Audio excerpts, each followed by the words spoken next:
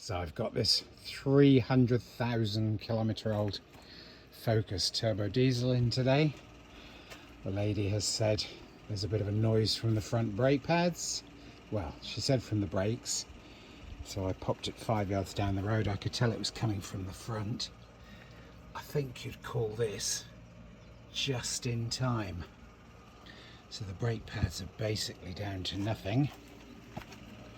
If you look at the other side,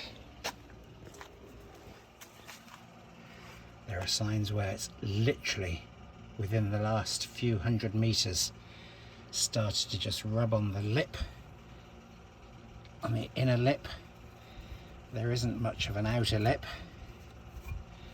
but yeah, pretty much just in time. So a new set of pads, and we'll have this on the way. Not hugely impressed by the fact that someone's only changed one anti-roll bar link, but hey, that's a story for another day. So, front brake pad removal. These are on a Ford, but the basic design of front caliper is pretty generic these days. They changed the anti-rattle spring from make to make, but the general principle is exactly the same. So we're going to crack on here. First thing I'm going to do to make sure all comes undone easily is just spray the nipple here that I've already removed the rubber cap from. We're going to spray it with some rust off. It's a rust dissolver and it makes everything much easier.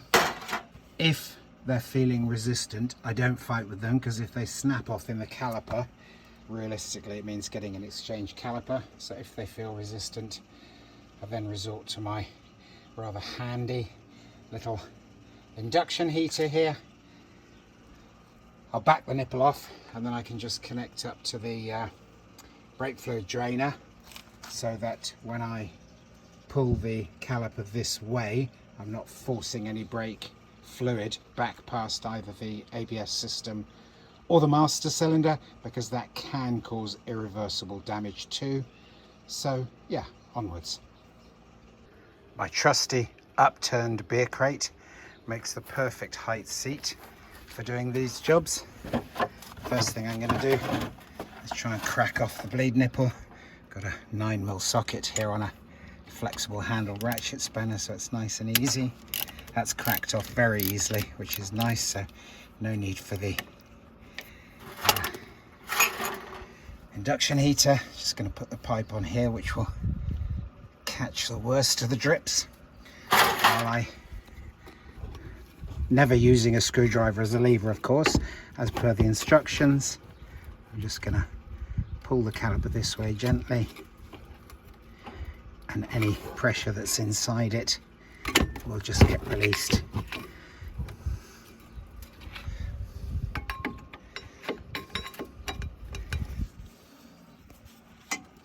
Okay, so I've got a bit of room here, and now I can just put the screwdriver in behind the brake pads. The trick is to get the piston pulled all the way back where possible. So again, I'm going to go in here between the caliper and the pad, and there we go. You can see pistons moving back easily because I've got the bleed nipple open. And we're just going to tighten that back up. Drain the fluid into the pot.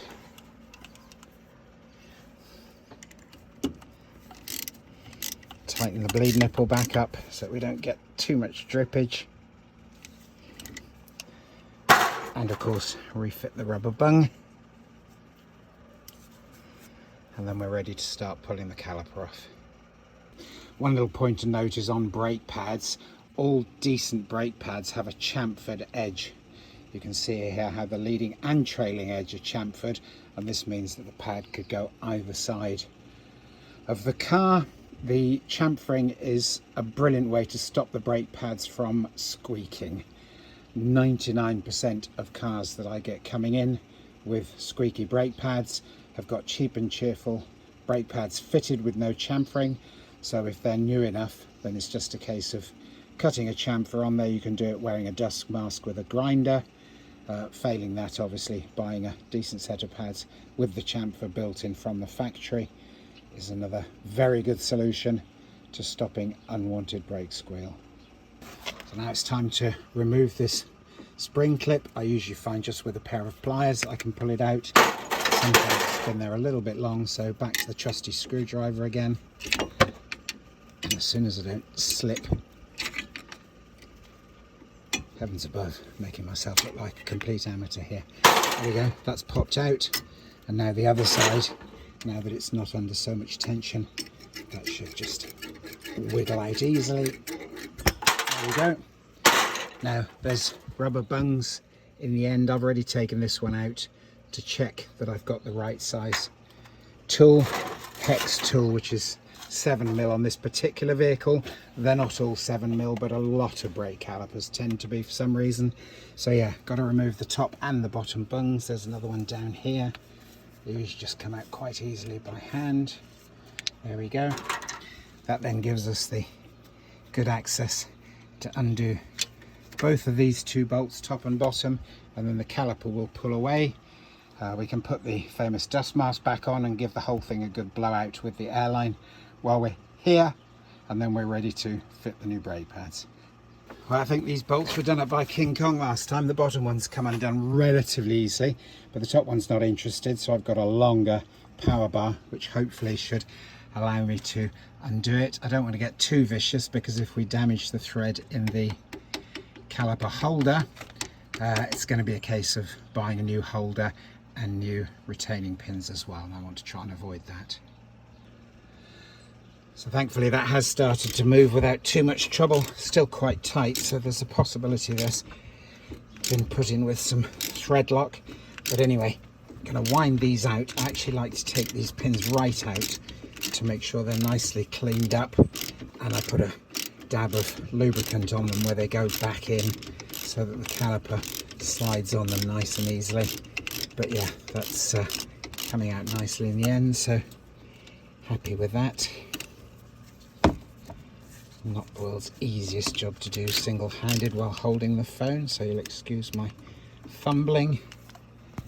Taking the tool off the ratchet, and then I can just use that to engage in the end again here, and while twisting, take the pin completely out of the caliper. Gives us a chance to make sure it's nice and clean.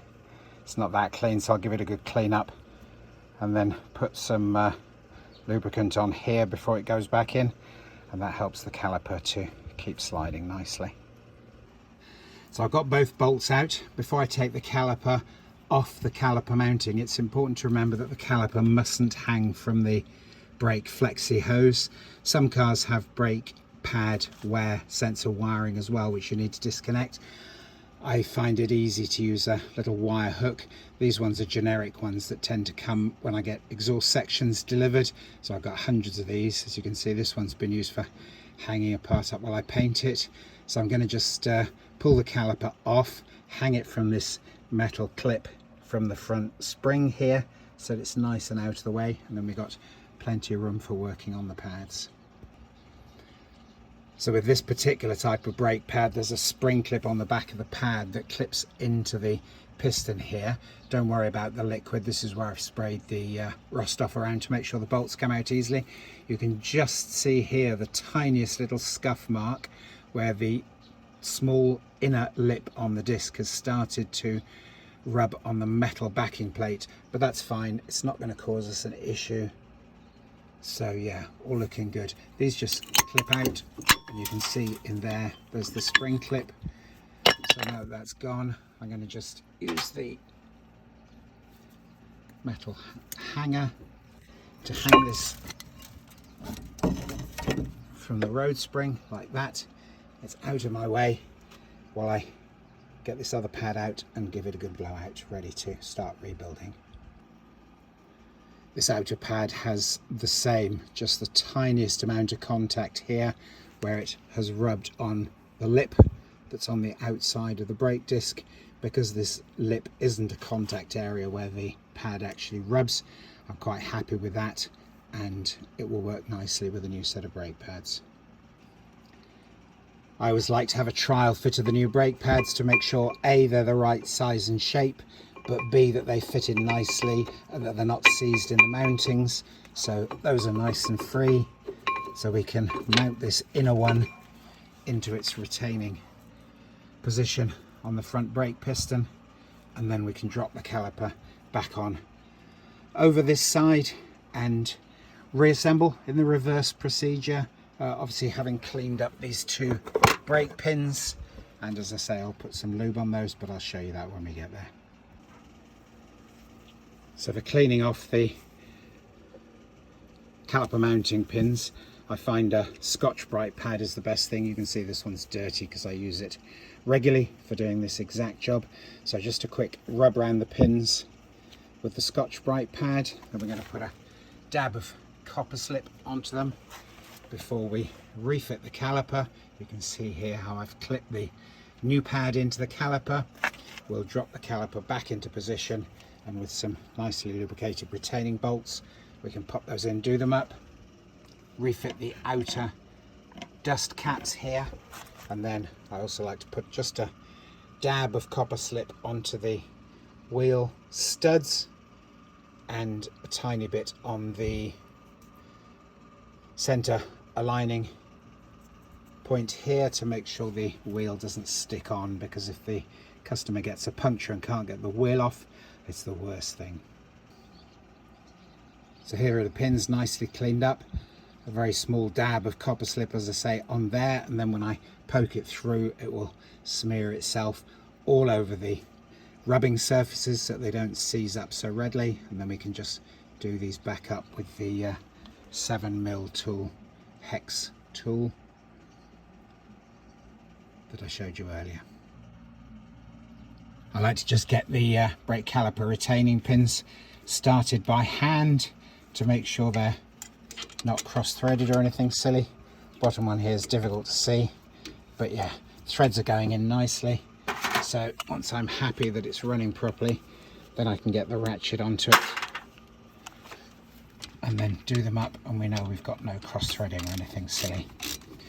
One little point for when we're finished is that because we've pushed the pads right back in the calipers, there's a little bit of slop there, so it's vital, absolutely vital, to press the brake pedal as soon as you get in the car, which takes the slop back out and means you don't go crashing into anything as you pull away with no brakes from having done the job.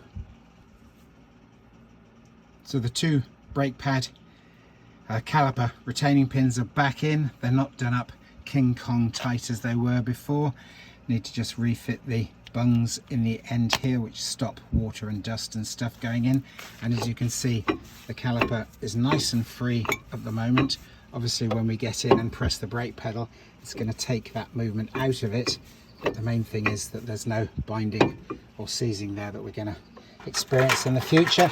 So next task is to just refit the spring. I say just because these can be a little bit awkward. Got a pair of pliers here.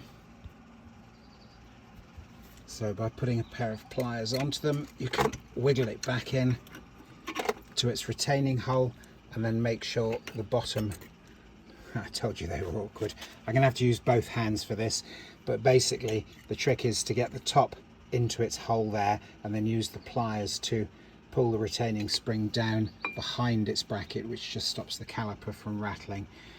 I'm going to need both hands, but I'll show you it when it's back in position. So the bottom one slots in really easily. The top one, I've got the pin in its hole, and now just with the pliers it's possible just to persuade this down past the caliper mount there. Give them a little tap to make sure they've gone home fully, and there we go. That stops the caliper rattling, and that's basically it. So dab a copper slip on these studs, refit the wheel, and then I'm going to go and do the other side. I'm not going to bore you with the same procedure because it's exactly the same the other side, but again, just got to remind you, please press the brake pedal and the minute you get in the car after letting it down off the jack. I've got a jack in the middle here, but as always, axle stands, one each side. You can just see the one on the other side as well, just to make sure there's no issues. So yeah, Press the brake pedal as soon as you get in. That takes the left and right slop out of the caliper.